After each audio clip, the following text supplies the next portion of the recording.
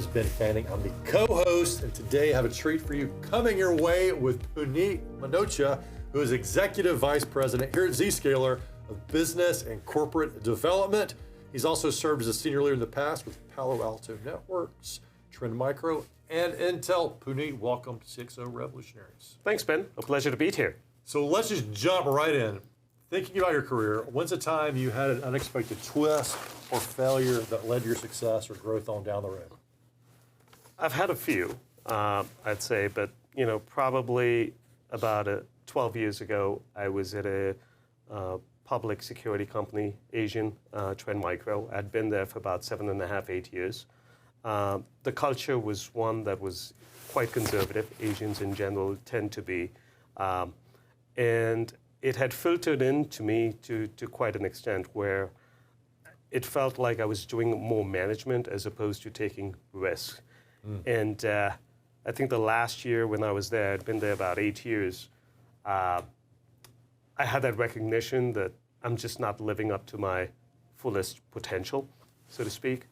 And my wife, great supporter, she encouraged me to take a risk. I was managing a team of 600 to 700 people, and I quit and had the startup bug and joined Palo Alto Networks. We were probably a few hundred people, 250 I think at the time. And I basically started the biz dev function, so for a team of one. And starting from scratch, laying the foundation, authoring partner programs, content that usually you would just give to an intern with the types of things that I was doing just to get uncomfortable.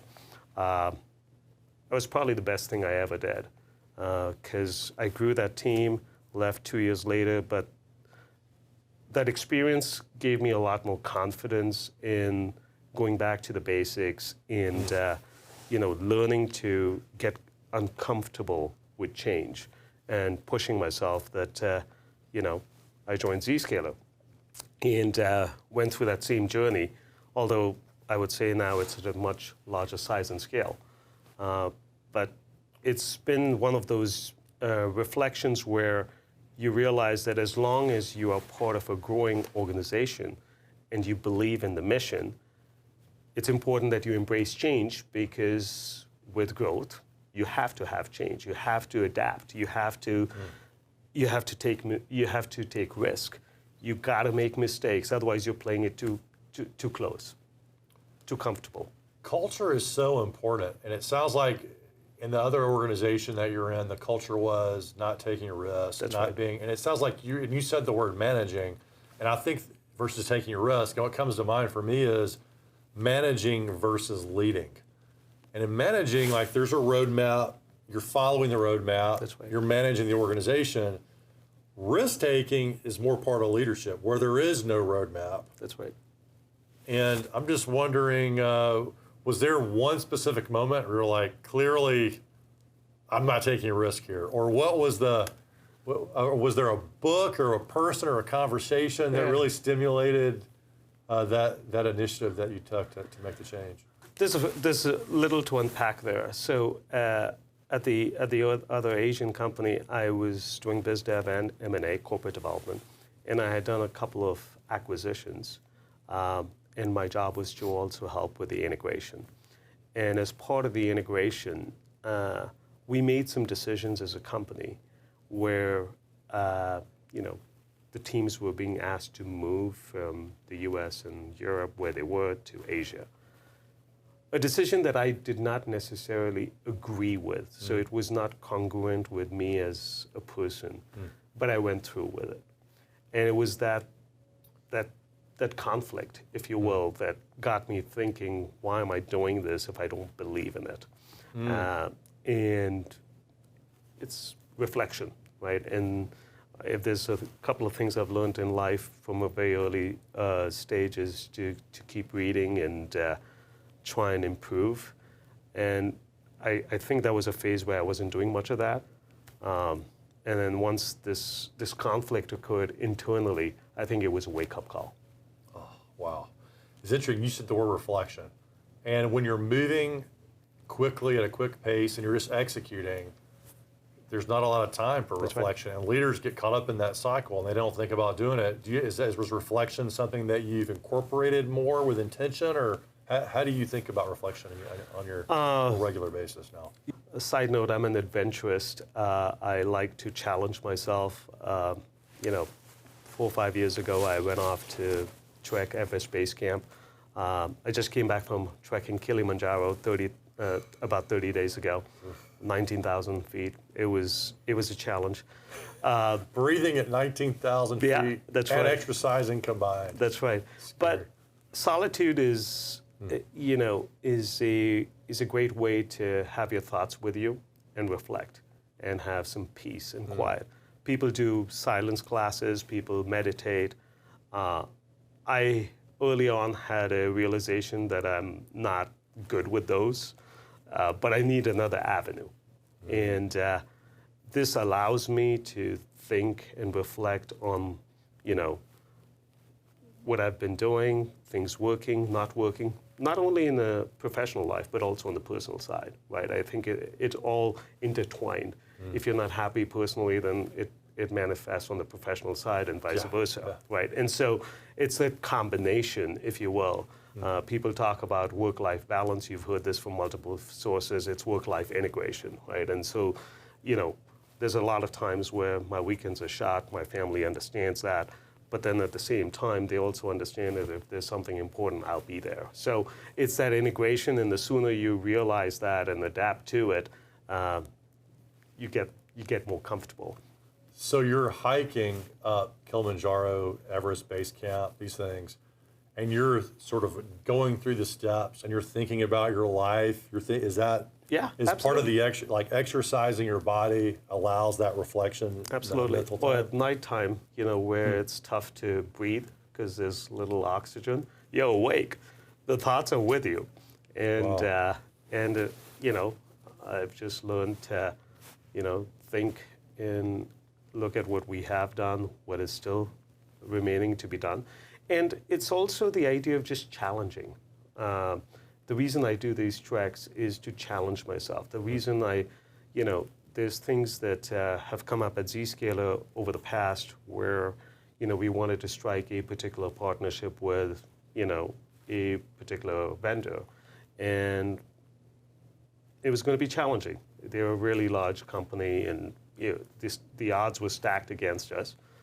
And I wasn't sure I'd be able to do it, to be honest. And Jay sat with me and said, wouldn't it be great if you could? And he's inspiring as well, and he's not afraid to take risk.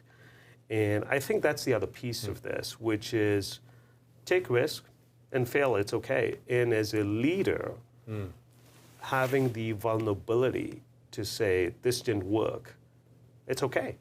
I think it actually shows your people that taking risks is not a bad thing. Because if you're going to penalize someone, then everyone's going to try and just take the easy path or control the environments and not take risks.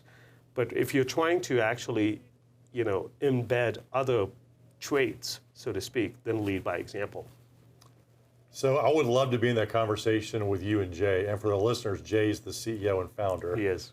I bet you guys, based on the energy that I'm getting right now, I bet you guys have some great conversations. We do. Yeah, absolutely do. I also want to point out, it's interesting, we're talking about risk-taking for a cybersecurity global leader. To me, those two seem not always congruent because, one, cybersecurity is not about risk. You're trying to mitigate your risk, reduce your risk. But on the flip side, it's a technology company. You got to take risk. That's right. You're combating accelerated bad guy technology out there. You've got to take risk. What are you doing as a leader to really synthesize risk taking and mitigating risk all on your workday? Yeah, indeed. So mitigating risk is the way I think of it is mitigating risk is the outcome that we're trying to deliver for our customers. That's what we're trying to do so that they can breathe easy, they can focus on their business at hand and not think of cyber as an inhibitor to them doing their business, right? And so if you think about it from that standpoint, it behooves us as a technology company to be able to deliver that outcome. And as opposed to doing the same thing again and again, right? When Zscaler was started, it wasn't this idea, let's go build yet another appliance. But it was this belief that applications are moving, and devices are going mobile, users are going mobile, and we need a different approach to security. It was a risk at the time. But when I sat down with Jay over 12 years ago and he painted that picture for me, it was compelling because it's believable. Now, it takes time to realize that. Granted, perhaps we were ahead of the game in terms of predicting how quickly it might happen. It took a little longer. But nevertheless, the end state is being realized. Love that. And I like the idea of you making congruent or bringing the ideas of risk-taking and mitigating risk all together. It really depends on the aspect of the business that you're applying it. Now, for people that are listening to this, one of your big roles, well, I guess I'm going to paint the picture too. So cybersecurity, the world is so big, one company doesn't necessarily do it all. You've got to have partners because you have to bring in different people from different groups, and that's your specialty, right? That's right, absolutely. And I mean, maybe describe to people absolutely. why that is, because it seems like you're a cybersecurity company. Why can't you take care of it all? Yeah. But it doesn't work that way. It does not. It does not. So enterprises have a pretty disparate infrastructure. There may be certain things where you're running applications. Employees are using certain applications for their day-to-day tasks, whether it's product development, expenses, so on and so forth. They might have an intranet. And for a variety of different reasons, you will have different technologies to secure those functions. You could have something that is authenticating you, that says Ben Fanning, Ben is who he is. You know, prove yourself in terms of some credentials. So that's the identity side. There may be another side, which is you're using a computer, a laptop, or what you have to do your daily tasks. There's security that sits on that, that is monitoring that. But then when you're going out to the internet, you know, doing your, whether it's development or just doing market research, whatever the task might be, that's a completely different task that is being performed that also needs to be secured. So for a variety of different reasons, you have these disparate technologies. And it is very difficult to be a subject matter expert in all of those from a cybersecurity standpoint, which is part of the reason why we have as many disparate security vendors out there. You know, back about 10, 12 years ago, if you surveyed some of the large financial companies, it was not uncommon for them to have over 100, 150 different security vendors that they were utilizing. Now, I would say that stack has shrunk quite a bit, but the point still remains that you have these subject matter experts in their domains, and for us, we specialize in a few of those. And we are also mindful that security is a team sport for our customers. If you put the customer in mind, you cannot take a standpoint that you, Mr. Customer, let's have you take all these disparate technologies that you want to use. You have identified a best of breed for you, applicable for your use case, and stitch them all together. We as vendors should have that responsibility to make that easier for our customer, make it less friction for them, so that they can adapt to that, adopt it, and go focus on their business. And so, you know, very early on, I had this mantra that as long as I know what I do well, I should have the conviction that I can go partner with any vendor out there and, you know, build solutions with them that make my customer's job easier. And it's a challenge that then I give to my product teams. You better keep innovating, because I don't want to be in a situation where a partner says, I don't need you anymore, right? And so it's this healthy tension that you try and create to try and drive innovation internally, as well as then, you know, creating these integrations to provide the best value for customers. What you're saying to me really cues me in on key leadership traits that businesses need to be thinking about. We talked about risk taking, but also this idea of being able to be a top executive and be a great partner with other partners, right, and then work with them in a way that's effective for the end customer. And as I suspect, it can be a huge challenge sometimes, right, but that's the future of business. That's where we're heading in technology. What's been a moment where that came into play for an effective outcome for your organization? Oh, absolutely. Listen, when you're dealing with, it's one thing to have to deal within your own company, as in, as companies grow, organizations grow, people have different goals, and making sure that they are all aligned. It requires coordination. That's what leaders have to do. But then when you're dealing with external forces, as in other vendors that you're trying to strike partnerships with, they might have different goals altogether, right? Sure. And you're trying to bring all of that together. So the role that we have is, I tell folks that do business development well, you're selling internally, as in within your own constituents, but then you're selling externally to embrace, inculcate the idea that working together has a bigger pot of gold at the end that creates success for both sides, right? And that's not easy to do. The best way I have been able to do that is start small, create a handful of wins, and then let the flywheel take effect. And so bringing a little Jim Collins to the table, good to great. Yeah, I love it. Yeah. So tell us about that. So, I'll take a simple example. We have a strong relationship with another cybersecurity company, market leaders in their own right, CrowdStrike. And they specialize on security at the endpoint and the laptops, and it's a space that we don't, we want to partner. And they were calling on the same type of persona within the large G2Ks, an area that Zscaler specializes in, the CISOs and the CIOs. And we had this epiphany, which is they're calling on the same persona, we're calling on the same persona. Wouldn't it be great if we could create some packaged solutions that are actually doing some cool integrations between the two that made the joint effective solution that much more useful for our customers, right? And at the same time, then took that to a leverage point that drives success for both companies. And what I mean by that is, Ben, you called on Johnson & Johnson, and you learned that they're interested in your solution, but they might be interested in perhaps Zscaler's solution. What if I motivated you to bring me into that account, and I reciprocated, so that if I'm talking to Procter & Gamble, and I learned that they might be interested in your solution, and I brought you it.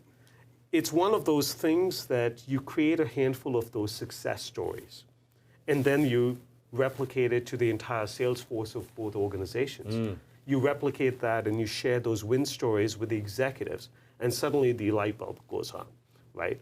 And people go, can we rinse and repeat this now? And that's when the flywheel starts to take off. And it was not something that that had been done before, to be honest, in the sense that usually technology partners are not trying to bring each other into deals. That's usually... It's more competitive versus collaborative. That's right. And or you use, traditional channels for that, channel partners, etc. Here, this is yet another vector that we are using that augments the channel. Now we're taking this motion and actually adding the channel to it to make it even more effective. Again, in the spirit of continuous improvement and change and challenging organizations, that's directionally where we're going. But it's just an example of what we're trying to do. It's such a powerful way to help the customer. That's right. And if I'm the customer and I understand what's coming on cybersecurity and how scary it can be out there and how our business can be in danger. The last thing I want are two vendors squabbling and not working together and fighting each other about this and that and doing back channels versus, hey, we're a cybersecurity company and we play well with others. We create and collaborate well with others. You're going to want to bring us in. That's right. And the best testament you can get to that is when you have customers who actually want to get up on stage, who want to do videos with you to talk about the integration and how it is serving them. Tell me more. Oh my God. You see that? Today, we track, so I haven't shared this, but I've always believed you need to have clear, objective goals that you can track to measure progress, both good and bad, all right? And that's particularly important in the function that I have, which is business development, because it can be construed as somewhat soft and fluffy, where you're saying, hey, I helped influence this opportunity, I helped influence this deal, etc. I very early on said influence is one of the worst words in the vocabulary in my world, in my domain. And I said, how do you track influence? Let's get objective. Are you making an introduction? Are you helping me with an architectural workshop? What are you specifically doing that constitutes influence? I love it. And coming up with something that's objective, that is well understood within the organization. So not changing the ground rules either, right? The other parts of the organization might be doing certain things that we ascribe as attribution. Let's follow the same, let's not make something else up. And let's go with that high standard. And so taking that approach has allowed us now to get to a point where we track the number of customers that use integrations. Because I have a technical team that brings in these partner solutions. We vet out the solutions. We create documentation in terms of how the two come together. Then we track how many customers are using it, right? So in the case of Zscaler, we have, 7,000, 8,000 customers today. I can tell you, over 3,000 of them are using a CrowdStrike Zscaler solution. Of those 3,000, I can tell you, this particular integration is being used by over 1,000 of them, and it's the fastest growing, right? And then I get to a point where some of those customers have called and said, this is great. Can we do X, Y, Z? And that's when we call them back and say, you like this? Are you willing to talk about it? And they're like, tell me when, right? And so literally, we've been in situations where we have enough testament videos, user conferences where these customers will come up on stage. Huge. And the bigger lesson for leaders across every industry, you've got to find a way to measure success. That's right. And influence is fluffy, but everyone seems to want to be more influential, but they're not really thinking about how they do it. That's I love the way that you've been able to scale that idea inside your organization, because when you can shine a light on it, it grows. That's right. Hey, I want to be a part of that. That's right. Man, so putting numbers to influence, I think it's an amazing thing. And I also think it's a great way to think about world peace, right? Can we collaborate? That's right. Become less combative, more collaborative. Yep. And find a way to measure progress and get everybody on board. That's right. And the moment you get more objective in your measurements, it just makes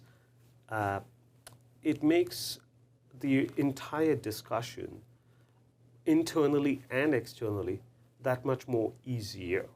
What I mean by that is, if I'm able to track influence in a very measurable, objective way that is well understood with the organization, when I go back and I show my impact and then make the ask for additional investments, it's a very easy discussion that I have with my CEO and my CFO. It's simply understood, right, at that point. If you want to grow X, this is possible. Let's go do this, right? So, within our function, there's pieces that can drive leverage by just size and scale, more, you add additional investments. But then there's a piece that is just, there's an investment that you need to keep the lights on, right? That piece does not have to grow exponentially, right? And so making that distinction with senior execs, right, early on, that this piece is the foundational element. This is the piece that drives leverage. This is where we need the investment if you want to continue to grow and scale. This is the one that just keeps the lights on, does not need that to the same extent. That entire conversation just got a lot easier because you've broken it down in a certain way, as opposed to boiling the ocean where people are like, oh, I'm not quite sure I understand why we need X amount of investment or whatever is needed. Great tip for communicating with the C-suite. That's right. And becoming more influential. That's right. What's the one trait that you'd like to instill in every employee, and why do you think it's important? Oh, it's probably the same thing I tell my kids too.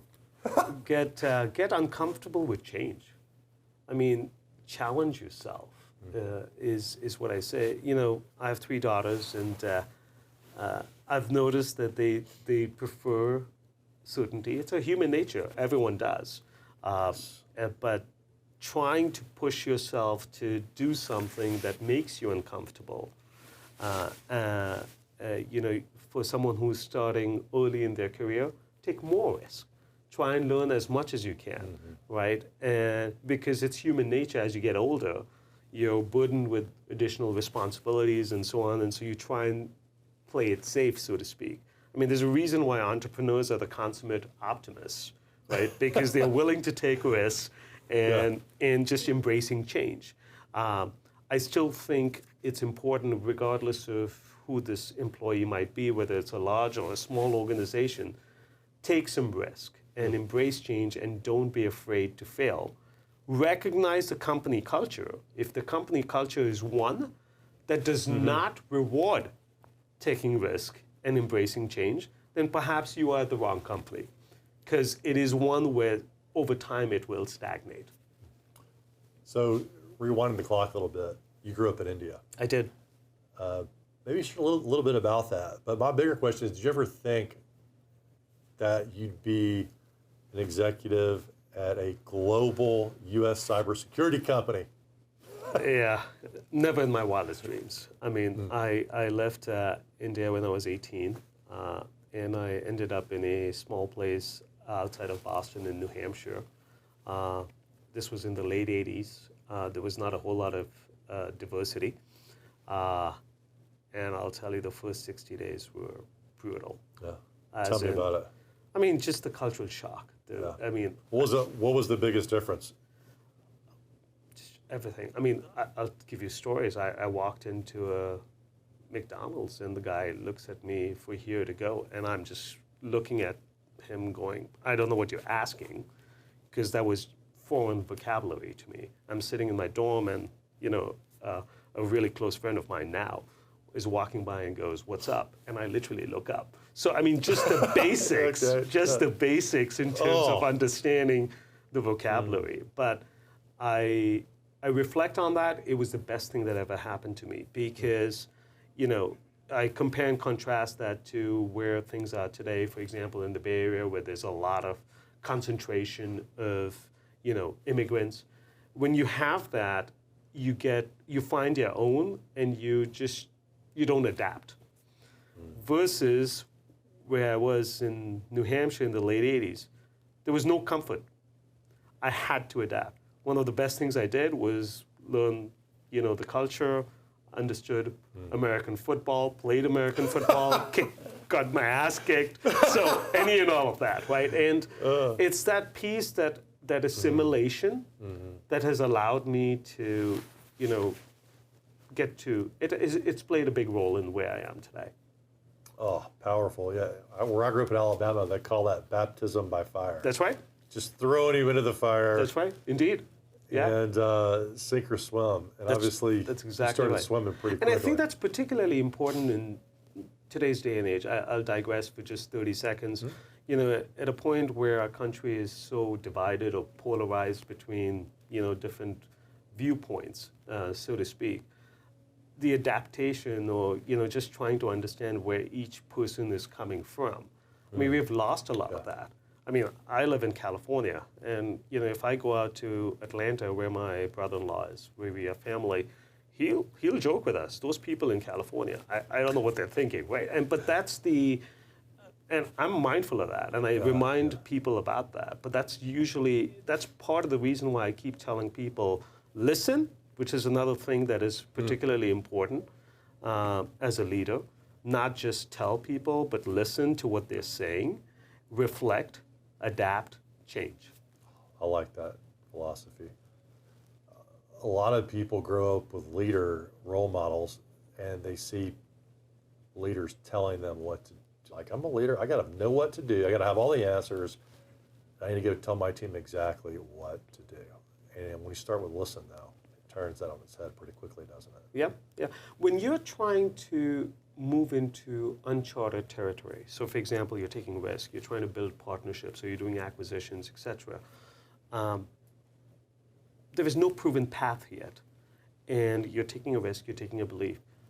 It's at that point where I try and push the organization, push my team to do certain things, but I'm always trying to calibrate. And what I mean by that is I'm usually trying to meet other peers of mine in other organizations, right? And trying to understand what are they doing, what seems to be working, what is not working, and bring some of those nuggets back, right? So it's also important to not just operate within your cocoon, right? It's important to try and see what else is going on. This idea of a learning culture, and I think Satya may have perhaps said it, moving away from the know-it-all to keep learning, right? I think is particularly important. Oh, cool. Into the learning leader. We'll start to wind this up. Speaking to leaders out there who really don't have a focus on cybersecurity, like they maybe know about it, but they're not really engaged with it. Not sure how much more they should be engaged in it, or maybe they're just feeling overwhelmed by all the options out there. What's the first step in terms of how leaders should be thinking about cybersecurity? Cybersecurity to me is a means to an end for leaders to be able to conduct their business. So you want to make sure that you can focus on the business at hand. You have to, you have investors, you have shareholders, and that's job one. And being able to ensure that your employees are safe, that your business is secure, are important,